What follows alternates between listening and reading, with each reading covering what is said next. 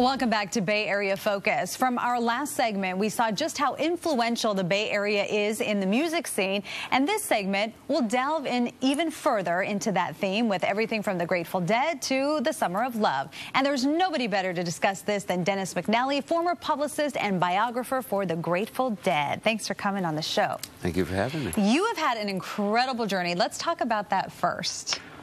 Well, I went to graduate school and I wrote a book about Jack Kerouac called Desolate Angel, which was my dissertation. And in the process of doing that, I became a Deadhead. And I said, I want to write two books, one about Kerouac and one about the Grateful Dead. Sent a copy to Jerry, and to reduce a very long and complicated story to manageable dimensions, I met him and mentioned the book. And he went, oh, you're the Kerouac guy? And was very enthusiastic and eventually said, why don't you do us? I might add that although I think I did a pretty good job with the Kerouac book, Jack was just Jerry's role model. I mean, Jerry was a 16-year-old kid going to the Art Institute, art classes at the Art Institute with a beat teacher, by the way, who's in the photo show, as a matter of fact, a guy named Wally Hedrick. You know, Wally sent Jerry down to a City Lights bookstore to get On the Road, which was a current bestseller. So it changed his life, and he connected with it all. Okay, and then you became the Grateful Dead's publicist. I worked on the biography for a while, and they needed a publicist, and I needed a job, and it seemed to be.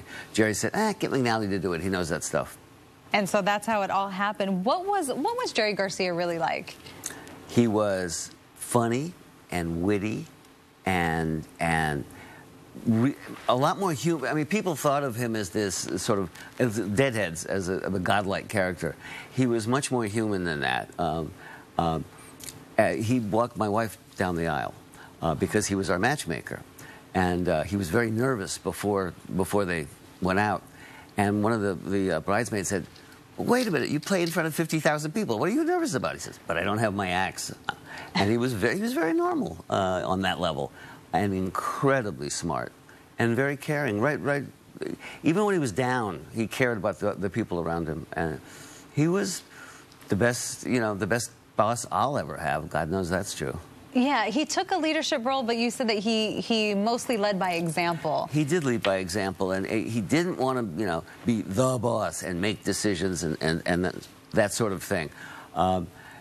If you made him, then he'd sort of come down and vote. But the Grateful Dead was a very functioning anarchy where everybody got to do what they wanted to do, and it pretty much worked.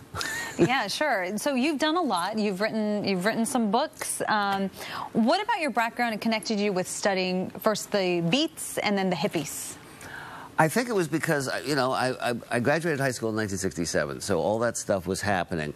But I was in the backwoods of Maine, and then I was all through the end of the 60s, I was in a college in upstate New York. So I was very far, I was on the fringes, and I watched it. And sort of, I guess I regretted not being part of it in any real way. So I decided to study it, and in various odd ways, that's what I've been doing ever since. Yeah, that's really neat. You've made a life out of it. And occasionally even got paid. So you talked about this photo exhibit. It opened up in mid-May. Yep, it's called On the Road. You get the connection. Yes. On the Road to the Summer of Love, and it's the background of how the Summer of Love came to be. It didn't happen. It wasn't a coincidence that it happened in San Francisco, and it wasn't a coincidence it happened when it did. It basically started my photo show. I did this with the staff at California Historical Society, and a lady named Elisa Leslie, my co-curator. And what we started was with Howl, with Allen Ginsberg and Howl, which was first read in San Francisco in 1955. And it basically chases a number of different sort of threads that all interweave from 55 to 67, which of course is the Summer of Love.